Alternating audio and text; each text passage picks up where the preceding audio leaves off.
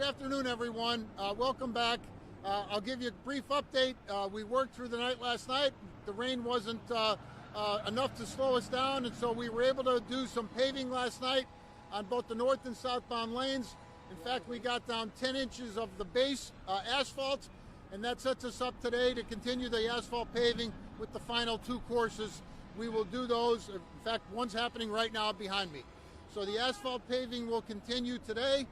And then there are additional steps. We have to put the delineators in and the signage to direct folks from 4 lanes down to 3 as they enter what will be a work zone, even though we have the temporary roadway complete.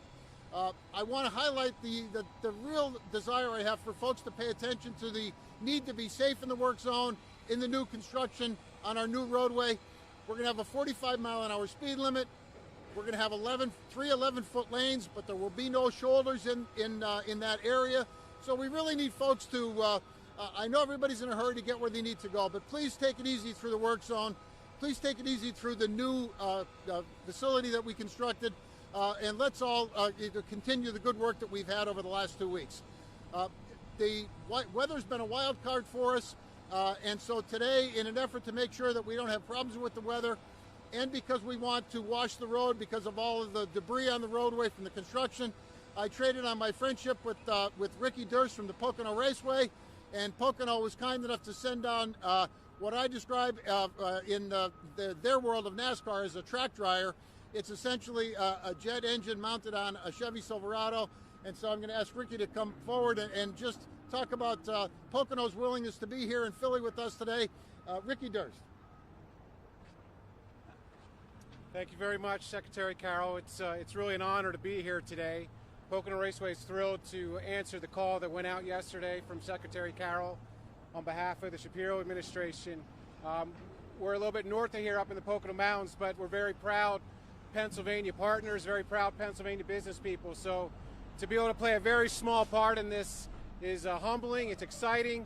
I was just over there the first time. It's an inspiring place to see everyone working together, all the coordination. We're thrilled to be part of it and so excited to be able to answer the call. So I'm happy to answer any questions, but tell you a little bit about this jet dryer. In our ideal world at Pocono Raceway, that jet dryer stays in the garage. That means it's a sunny, bright day on NASCAR weekend. But every once in a while, Mother Nature has other plans for us, so we got to bring that out to dry the track. And it's important that track is super dry before those guys start zipping around at 200 miles an hour. So we are pretty trained at this. It's a specialized piece of equipment. One of our operators is down here today to do it. We can do it, like I said, for NASCAR to make sure those guys are safe at 200 miles an hour. So I think we'll be up to the job. And as I've joked, no one's going to be waiting on Pocono Raceway. We'll get it dry, and everyone else can focus on their jobs at hand. Is it actually a jet engine? What is it? It is a jet engine. It's going to blow out about 1,400 at 1,400 degrees Fahrenheit. It's about 3,000 pounds of force. As the Secretary says, it's buckled into a Chevy Silverado, so it's a little bit of a Frankenstein thing, but it's also pretty specialized, and it's used throughout the NASCAR industry to keep things dry and keep things safe. The functionality of it, will it dry the top layer of asphalt, or does it keep the ground dry when paint is ready? Good question. So we're not necessarily affecting the asphalt itself. We'll leave that to the other professionals. Our job here is just to make sure that asphalt is dry, so that then we'll put the paint down for the lines, it adheres well. Is the weather as it is, you guys may be foreseeing a tarp over it or any other measures to get it painted as dry as it should be? No, with the Pocono Raceway equipment, we'll be able to stripe the road, paint the road, and then what happens after that, it's a very quick drying paint. The challenge for us is just to make sure it adheres to the surface of the road, whether it's concrete or asphalt. And to the best of my knowledge, this equipment, this dryer, hasn't been used in any application like this anywhere in the country that I'm aware of. I asked Ricky, and the only other thing that remotely comes close is that the Texas Motor Speedway used their equipment to de-ice a parking lot at the AT&T Stadium. And so I wasn't aware of that, but so the only similar application we can think of is that in Texas. Mike, Ricky talked about how his truck is kind of a Frankenstein operation. You got to put stuff together and make it all work. I don't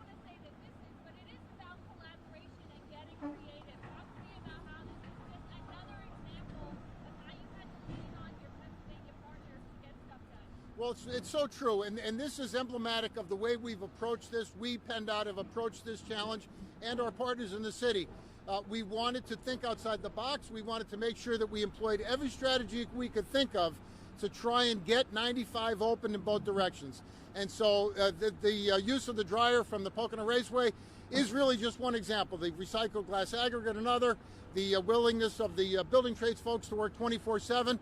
A lot of really good partners and a lot of creative solutions in an effort to try and be responsive to the city of Philadelphia and the traveling public. Once the roadway is open this weekend, you guys all pay the detours for the roads will change. What's the plan with that? There'll be a coordination with the city officials with respect to how we navigate the detours that have been placed. We're not quite there yet, but those plans are underway. Secretary, you talked about the tightness in there. You know, from the live cam, it's hard to believe there's going to be 3 lanes each direction in there.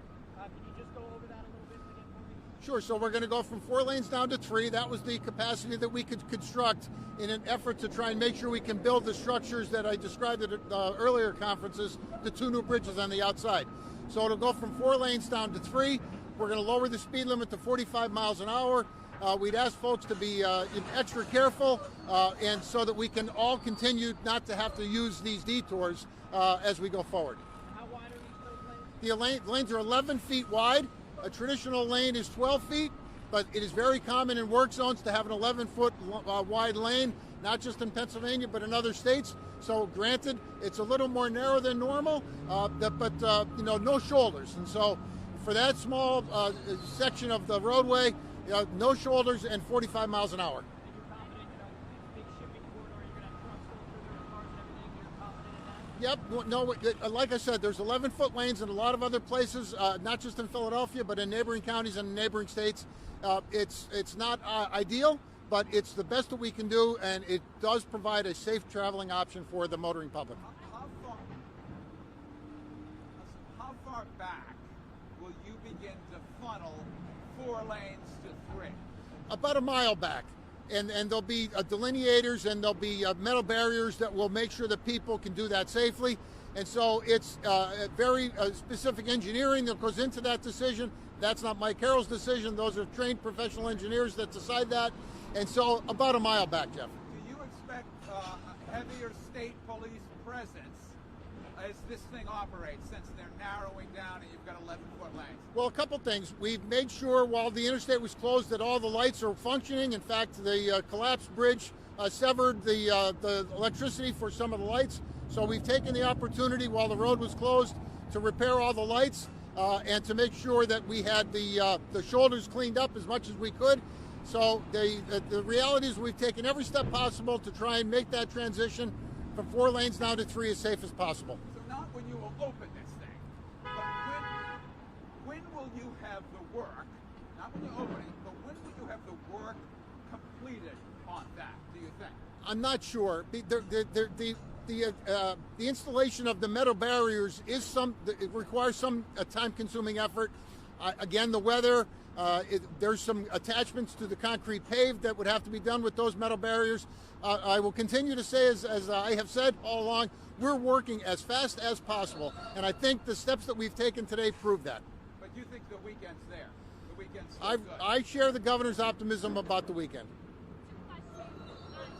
Because of the dryer, will the paint go down today? I'm sorry? Can the paint lines go down today? Depending on what we have some more paving to do. So we brought the Pocono folks down with the expectation that we're going to use them today. Okay. And secondly, we know that crews have been working in 12-hour shifts, 24 hours a day to get this temporary structure set up. Will they also be working 24 hours a day on the permanent out lanes once the traffic is moving? We're already started with the engineering and ordering of materials. The schedule for the reconstruction I haven't finalized yet.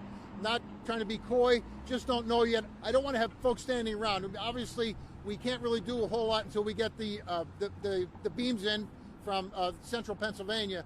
So there's going to be some abutment work that will start soon. Whether we do 24/7, I'll let you know. Are you paying the Poconos for this? Are you paying these folks for the use of their equipment?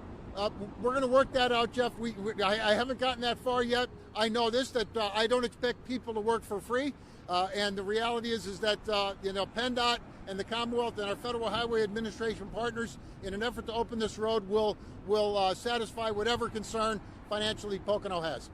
What can you say about those workers as we seemingly get into the home stretch here? The workers have been spectacular. And last night we had a paving crew in, and they were equally skillful and dedicated. If you noticed, we started working last night paving around 8:30 or 9 o'clock, and that didn't wrap up until about 2:30 in the morning. And so the paving crews, like the other folks that have been here, Abenizio's demolition crew and Buckley's construction crew, the paving crews last night equally dedicated. Have you guys already used the equipment, or is it going to be used later today? His? Later today.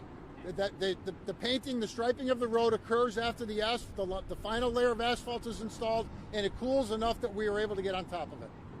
Is there a weight restriction on this bridge in any way? No. Any weight, any time, any kind of vehicle? No.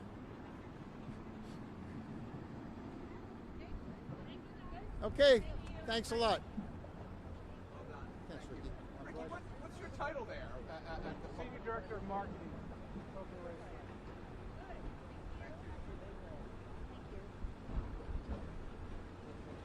Okay. Yeah. Yep. It's actually clean.